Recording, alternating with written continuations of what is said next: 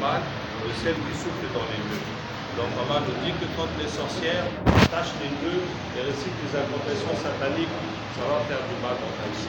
Donc ça peut attacher la vie d'un homme qui ne gagne plus d'argent, ça peut attacher le ventre d'une femme pour qu'elle ne fasse pas d'enfant, ça peut attacher la tête d'un élève pour qu'il ne comprenne plus rien à l'école. Le deuxième symptôme, c'est les problèmes de santé anormaux. On a des douleurs qui ne finissent jamais, on a des maladies bizarres. Quand on va voir les médecins, ils ne comprennent pas. Quand on fait des analyses, on ne trouve rien. Et quand on prend les médicaments, ça ne marche pas. Par exemple, si quelqu'un a mangé la sorcellerie, ça va se mettre dans son ventre, ça va faire des brûlures, des ulcères, des ballonnements, des crampes, des hémorroïdes, etc. Et ça va, et la médecine ne peut pas comprendre.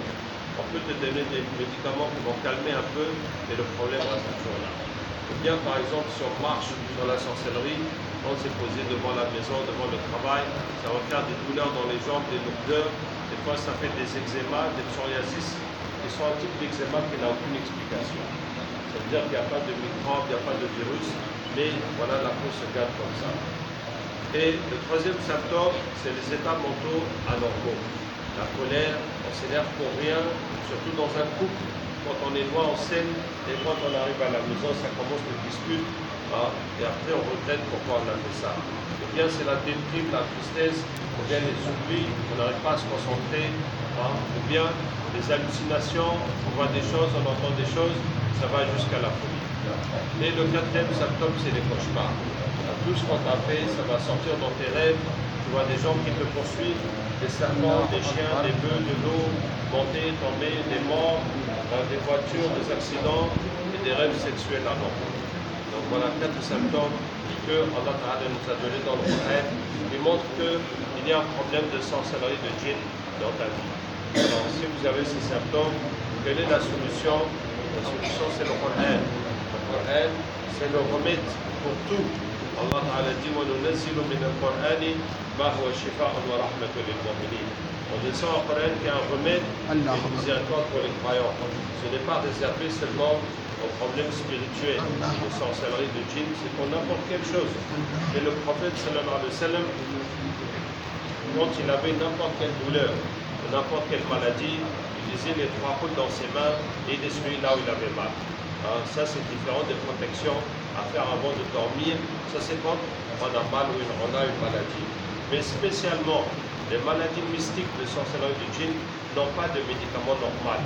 Ça ne peut pas se guérir dans les hôpitaux. Donc c'est là qu'il faut utiliser le Coran. Et comment faire pour que le Coran devienne un médicament? Il faut lire le Coran dans l'eau et utiliser cette eau pour boire et se laver et asperger la maison. Ça c'est rapporté par les Sahaba, Abu Qulaba radiallahu anhum et Aïcha radiallahu anha. Ils écrivaient le Coran pour les malades dans une assiette ou un plat, leur donner pour rincer et utiliser cette eau pour boire et pour se laver. Donc le Coran, on peut l'écrire pour le rincer, on peut aussi lire directement dans l'eau, ça revient au même. Le résultat c'est le même. On préfère la lecture parce que beaucoup de gens savent lire, mais pas beaucoup de gens savent écrire. Et aussi que quand on lit dans l'eau, on peut lire dans l'huile, on peut lire dans le parfum, dans le miel, dans l'encens, dans des crèmes, dans des autres choses qui vont nous aider pour le traitement, où on ne peut pas écrire pour diluer dans ces choses-là. Donc, pour lire dans l'eau, les versets qu'il faut lire, les versets fondamentaux pour la guérison, c'est Surat al-Fatiha, Ayat al-Kursi, Al-Ikhlas, Al-Falaq, Al-Nas, plus 3 versets de Moussa alayhi salam avec les sorciers de Pharaon où Allah dit que Allah détruit la sorcellerie par ses paroles. Et c'est ces mots-là où Allah dit que Allah détruit la sorcellerie par ses paroles qui vont détruire la sorcellerie. C'est dans Surat Al-A'raf, wa awhayna ila Moussa, les versets 117 à 122, et Surat Yunus, falamma alqaw qala Moussa, les versets 81 et 82, et Surat Taha, qul la takhaf innaka antal a'la, les versets 68 à 70. Donc tous ces versets, on les dit 11 fois chacun sur l'eau. On peut ajouter beaucoup d'autres versets qui sont dans les hadiths ou dans les livres de Ruqya ou n'importe quel verset du Coran ou les doigts du prophète sallallahu alayhi wa sallam, ou lire plus que 11 fois. Donc plus on lit, plus la force du Coran va se rajouter dans l'eau. Donc même si vous avez un grand problème, par exemple si ta femme ou ta fille a un djinn qui l'empêche, qui dit qu'il ne va pas la lâcher, tu vas lire plus et plus. Par exemple, tu peux lire c'est jusqu'à 100 fois dans l'eau, comme ça quand elle va se laver avec, ça va le détruire complètement. Donc tu n'as qu'à lire plus jusqu'à ce que ce soit suffisant pour régler ton problème.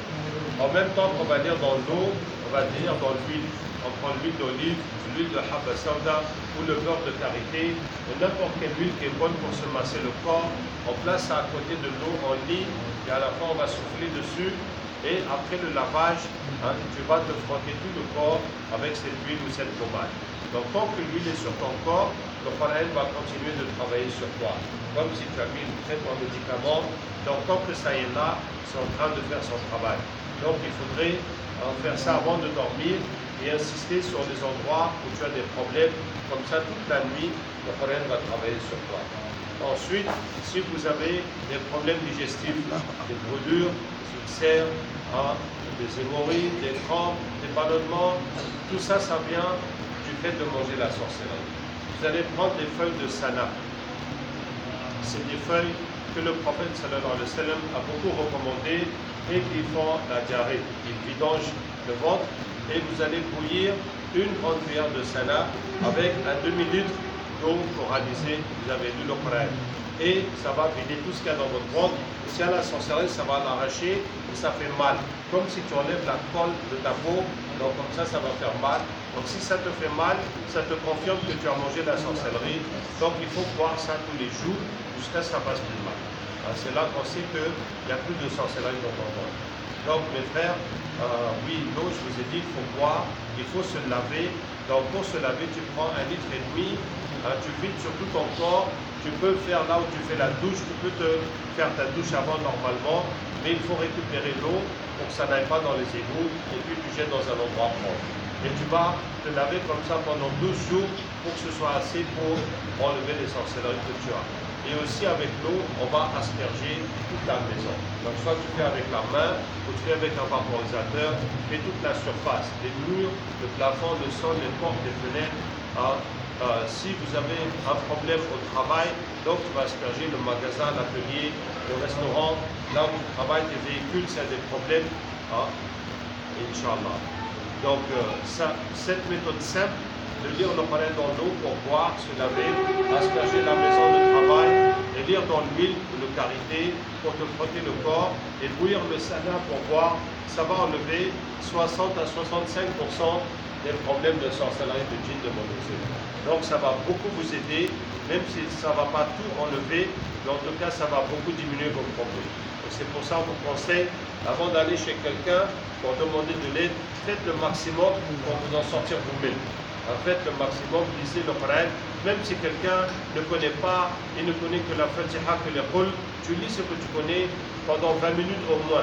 Tu lis 100 fois, tu lis plus, et ça va beaucoup diminuer les choses, même si ça ne va pas tout enlever. Vous voyez, c'est comme si tu n'as pas de savon, mais au moins tu te laves avec l'eau, c'est déjà bon que de rester comme ça.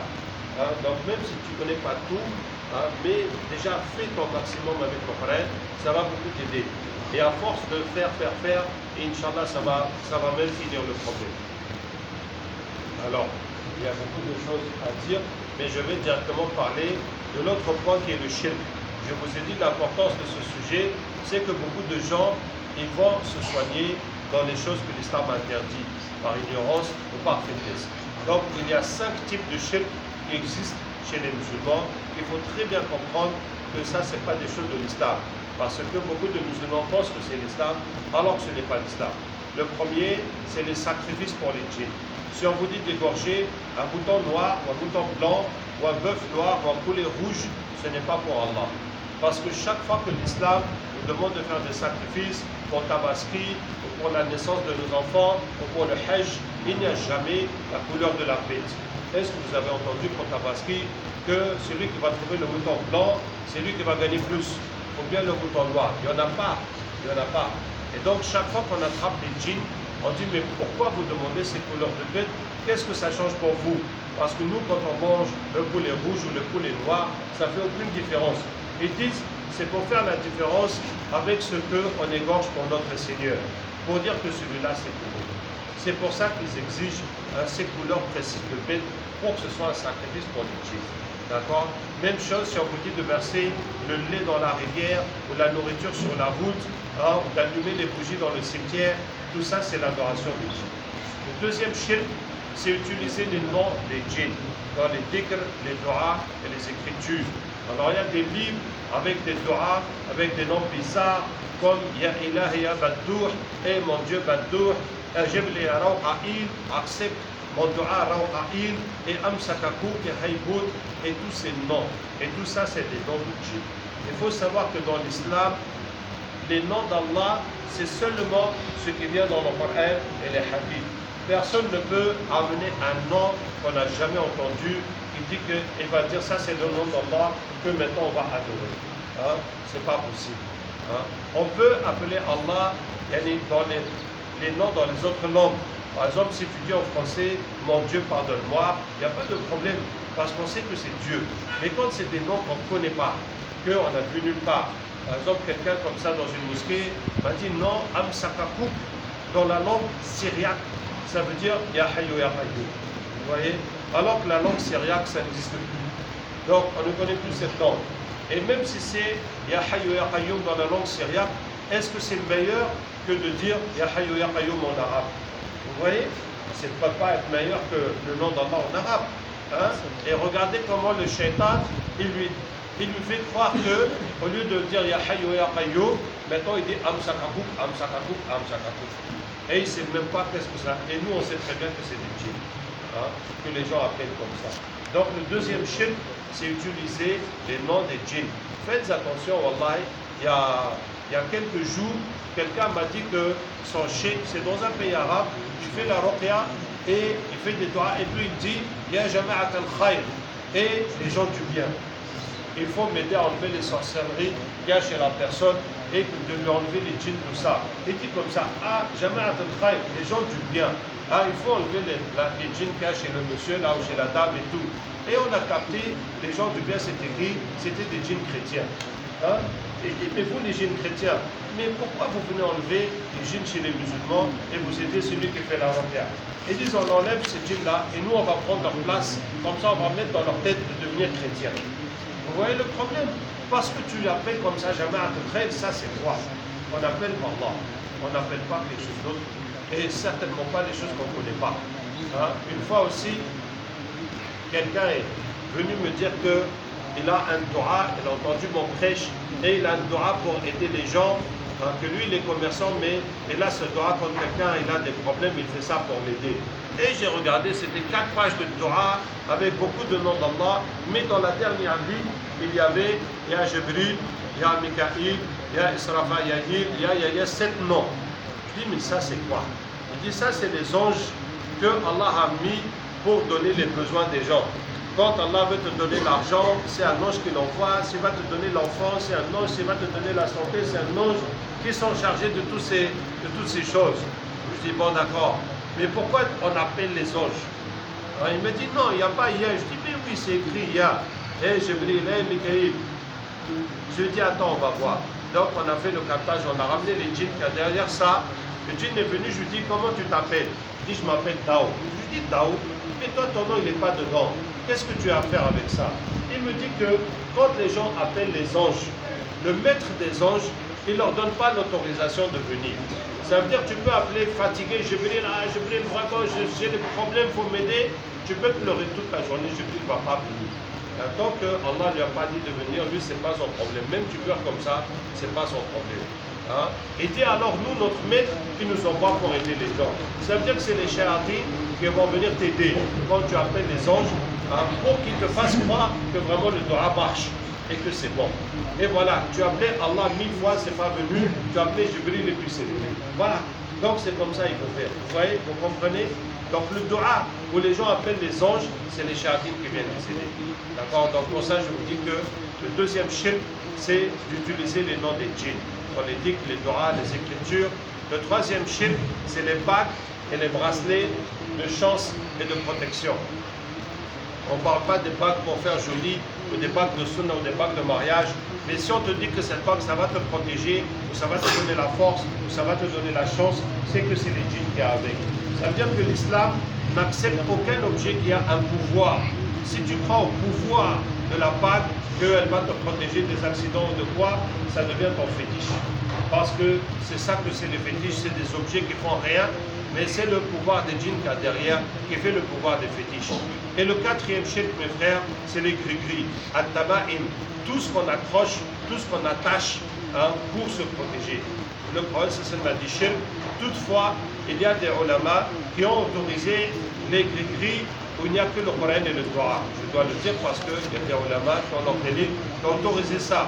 Sinon, les autres ont tout interdit, même si ce n'est que le Coran que tu écris. Mais chaque fois qu'on prend les gris-gris avec les gens, on va trouver des salat al-Nabi sallallahu alayhi wa sallam et des mots du Coran, puis on va trouver les noms des djinns et les codes des djinns et les carrés avec les noms des khawatim. Je vais vous parler un peu des carrés avec les noms. Je parlais une fois avec un marabout, il m'a dit que non, c'est pas du shirk, parce que quand il fait le carré, il commence avec 66. Et que 66, c'est le nombre d'Allah. Ça veut dire que les Arabes, ils n'avaient pas des chiffres 1, 2, 3 pour compter, c'est l'alphabet qu'ils utilisent comme des nombres. Alif, Ba, Jada, Hawaza, c'est 1, 2, 3, 4, 5, 6, après il y a les dizaines et les centaines. Donc il me dit que Allah, le Alif ça vaut 1, le Lem ça vaut 30, le Lem ça vaut 30 et le Ha ça vaut 5, donc le total c'est 66. Alors est-ce qu'on peut remplacer Allah par 66? Est-ce que vous avez jamais entendu un imam appeler 66 et nous, 66 pardonne-nous, hein? Par exemple, Bismillah ar-Rahman ar-Rahim, le total des lettres, ça fait 786. Est-ce que tu peux boire l'eau et tu dis 786, tu vas boire l'eau? Ou bien tu vas aller aux toilettes, tu dis 786 que tu vas.